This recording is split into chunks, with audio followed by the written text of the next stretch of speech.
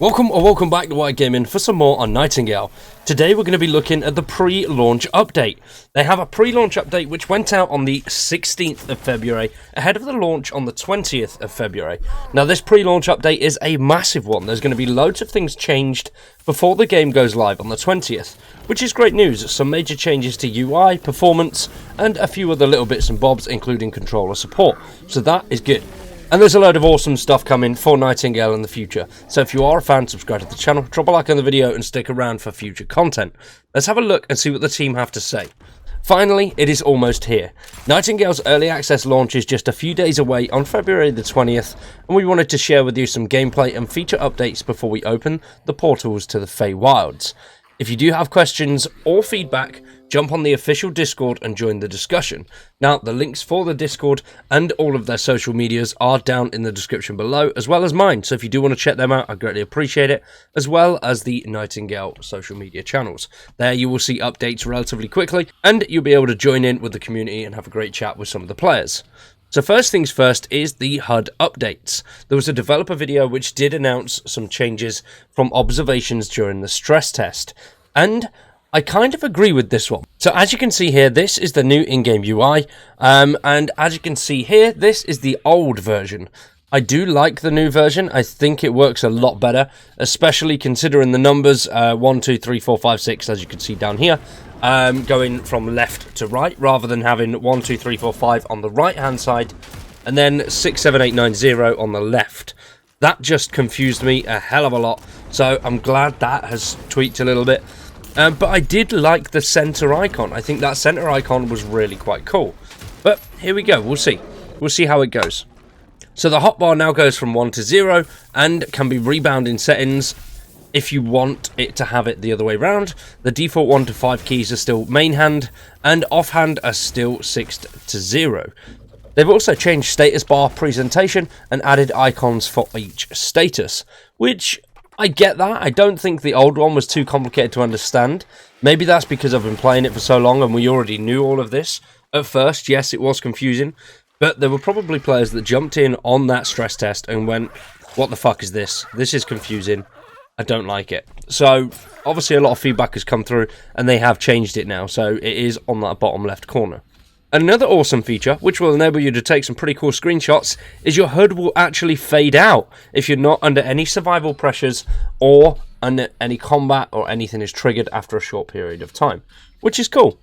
They've also made additional UI updates to the menus, so now equipped items such as items in gear and your hotbar will no longer show in your inventory, and you'll now be able to drag and drop items from your hotbar into your inventory and your inventory into your hotbar. Your stamina bar is now invisible whilst not active, and crafting recipes have been changed to text rather than cards. When in a menu, other menu screen options are visible in the top bar, but damage numbers are no longer shown by default. You can toggle damage numbers back on if you would like, and there's been a few UI adjacent updates. You can now sheath items in your hand by pressing H, and you can now activate a streamer mode, which will prevent your character name being displayed as you play the game, and therefore avoid being creators bombarded by party invites if their audience can see their name. We will also continue to refine and update the UI as we move into early access, so please let us know how you find the updated functionality. And then here is the new menu, which I do prefer. I think this looks a lot better, and having the ability to drag and drop is so much easier. Now basically the main takeaways from this are this top section here with the 2 lines of on hand and off hand have been removed, so now it is just your inventory, and things that you have on hand are now straight in your hotbar rather than being shown in your inventory and in the hotbar, which is quite cool. And then we have controller support. We've quickly adapted both the front-end UI presentation and consolidated various back-end functionality in just under a week.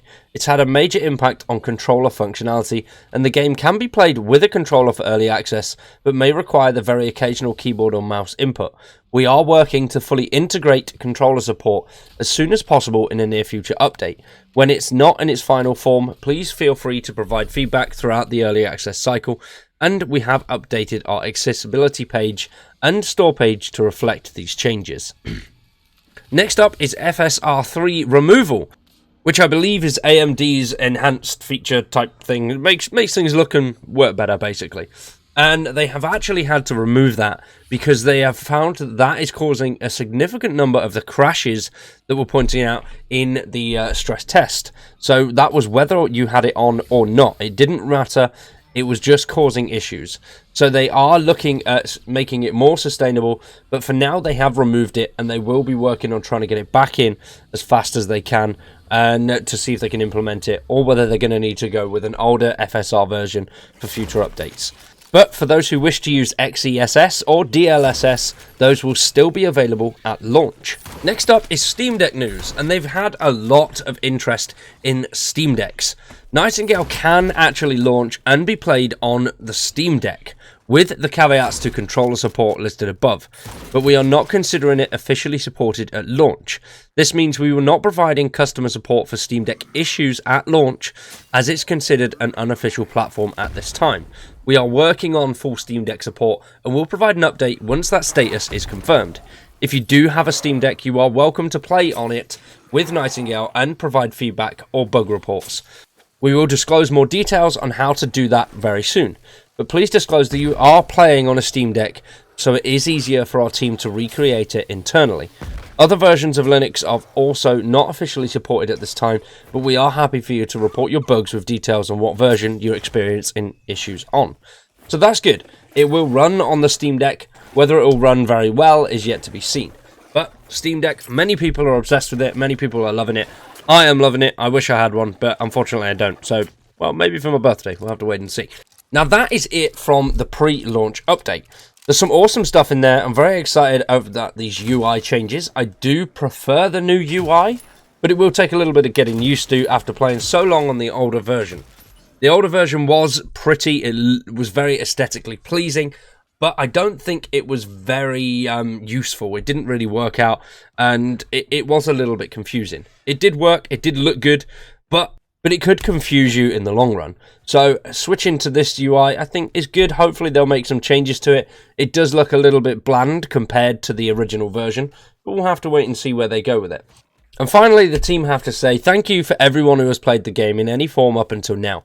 We're very excited to welcome even more of you into the realms in the coming weeks and evolving the game alongside you throughout early access, the Nightingale team, Inflection Games.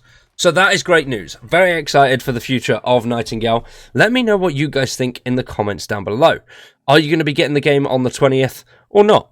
Unfortunately, these videos are not doing as well as I'd like them to do, but I'm going to continue to make them for a little while and see how they go, especially going into the first few weeks of launch. If it doesn't work, then we'll probably scale back the Nightingale content a little bit.